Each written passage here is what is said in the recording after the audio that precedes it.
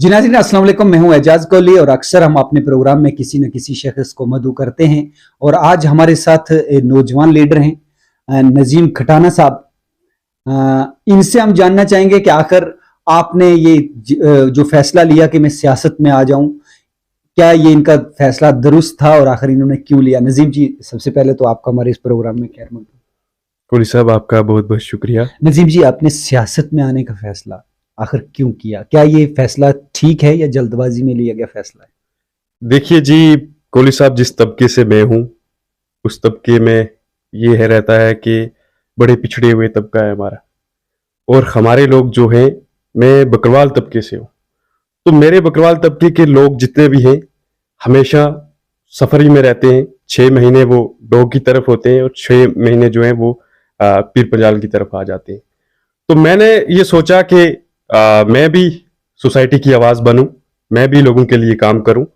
Basically मैं first, जब मैं आपको बताऊं कि मैं इंडियन आर्मी में सिलेक्ट हो गया था और मैं सोचने लगा कि भाई अगर मैं इंडियन आर्मी में चला गया तो मैं अपने ही लिए कुछ ना कुछ करूंगा, लेकिन सोसाइटी के लिए क्या करूंगा। मैंने ये सोचा कि भाई चलो, ये सोचूंगा कि भाई सबके लिए करूंगा तो मेरे लिए भी जो है वो बेहतर होगा। मैंने ये सोचा कि मेरे तबके के, मेरे कबीले के लोग हैं, वो उनमें से कोई भी जो है वो अपने कबीले की बात करने में राजी नहीं थे। तो मैंने सोचा मैं अपने कबीले की जो है रहनुमाई कर सकूं। आपने कहा कि मैं बकरवाल फैमिली से ताल्लुक़ रखता हूँ। किस किस्म की मुश्किलात होती हैं बकरवालों को? मतलब अगर डोक में जाते वक़्त या यहाँ पे कितने टाइम रहते हैं, कितने टाइम जाते हैं? वैसे तो गुज्जर और बकरवाल की लगभग सेम ही प्रॉब्लम होती है।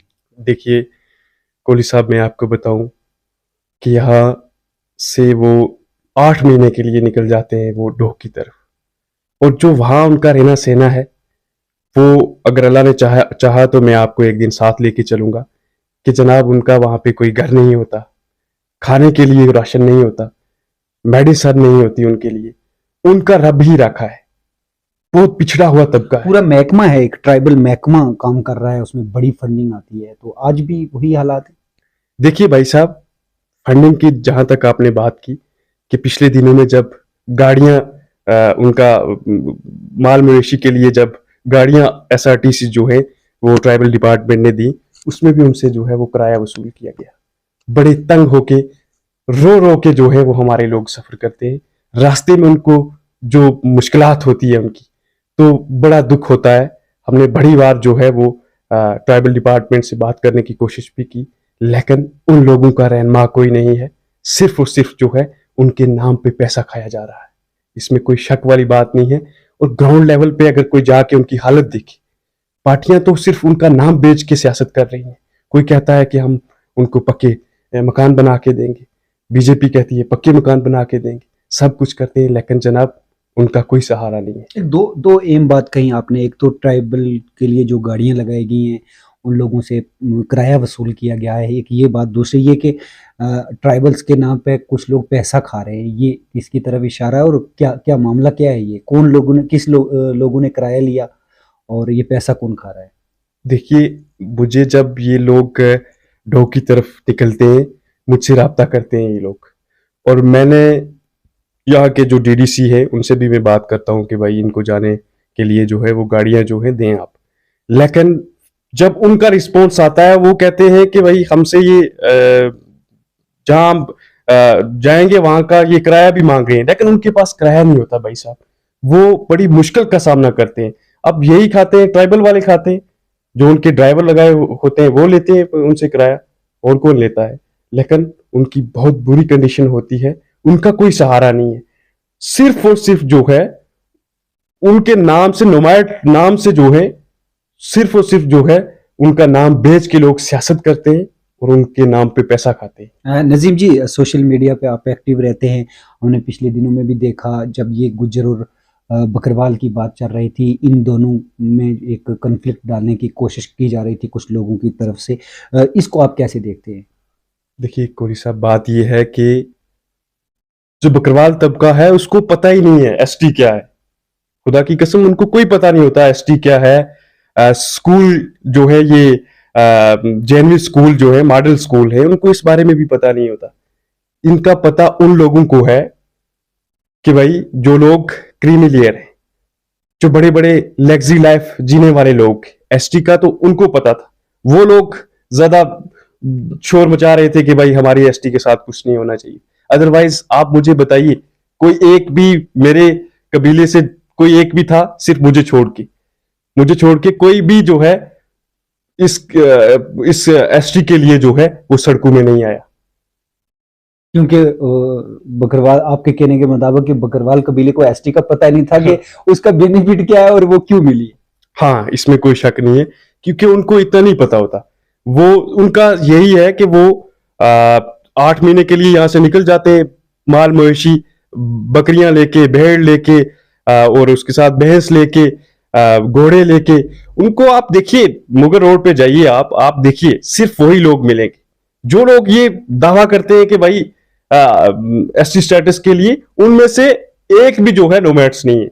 वो दो गुज्जर बकरवाल एक ही तो हैं, इसको आप कैसे डिवाइड क्यों कर रहे हैं? मतलब देखिए, गुज्जर बकरवाल एक है, इसमें कोई शक वाली बात नहीं है। ये सिर्फ कुछ ही बात है, इसमें फर्क कोई नहीं है। पीछे से ये एक ही है, लेकिन यही बात है कि एक वेल सेटल है, एक जो है वो नोमैड्स है। मतलब आपको लगता है कि गुज्जर वेल सेटिल्ड है और बकरवाल है जो अभी भी नोमैड्स? हाँ, अभी भी नोमैड्स है। उनका कोई नहीं है जनाब। उनका मुझे एक भी बताइए आप, एक भी जो मेरे कबीले के एक भी बंदा बताइए जो वेल सेटल है।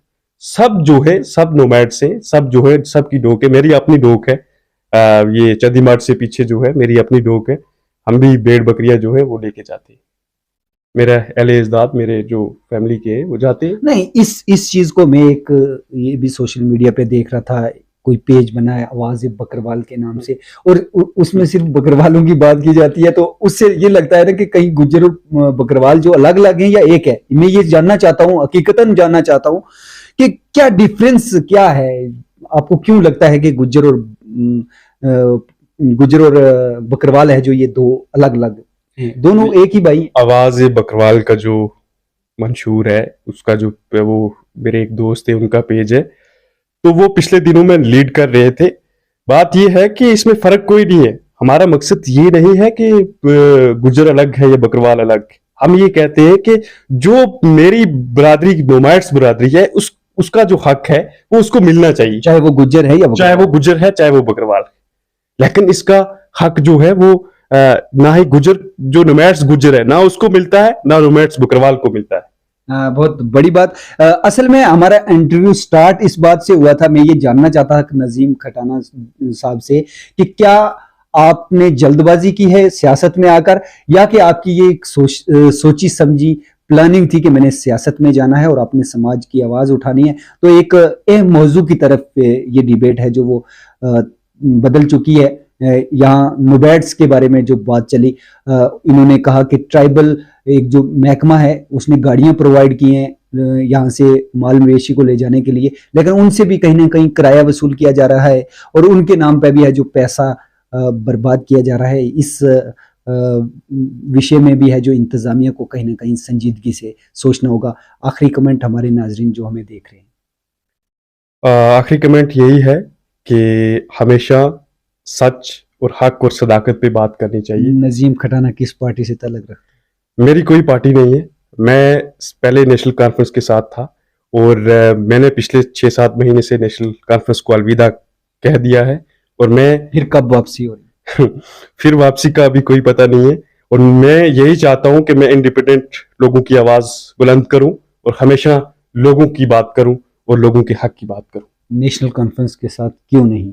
नेशनल कॉन्फ्रेंस से मुझे इतनी नफरत हो गई है कि उसके पीछे राज ये है कि नेशनल कॉन्फ्रेंस के कुछ लोग, चंद लोग, जिनकी बात मैं करूं कि जो लोग मैंडर से लीड कर रहे, वो लोग नौजवानों को जो है, नौजवानों को कोई भी प्रायोरिटी नहीं देते। वो हमेशा अगर नौजवान कहीं पे बात भी करेगा, उनके साथ बदगुमरानी, बदजुबानी से पेश आते हैं।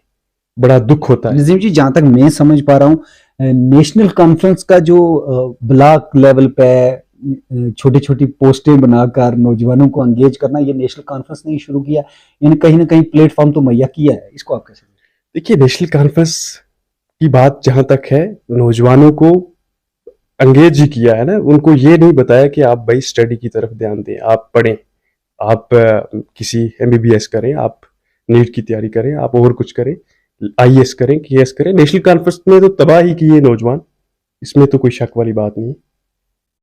तो क्योंकि ये बात मैं फिर बार बार इसलिए पूछ रहा हूँ कि नजीम खटाना नेशनल कॉन्फ्रेंस में कब वापस जा रहे हैं, क्योंकि आपने एक बार पहले भी रिजाइन दिया था और फिर वापस दोबारा से नेशनल कॉन्फ्रेंस में जुड़े और फिर आज आप वो ये बहुत वो मेरे कुछ मामलात थे, कुछ मसले थे, उन मसलों को लेके मैं वापसी मेरी हुई थी। कुछ बातें होती हैं जो बतानी नहीं होती, लेकिन बात यह है कि अब मैंने नेशनल कॉन्फ्रेंस को अलविदा कहा है और इंशाल्लाह मैं नेशनल कॉन्फ्रेंस का मुंह तक नहीं देखूंगा।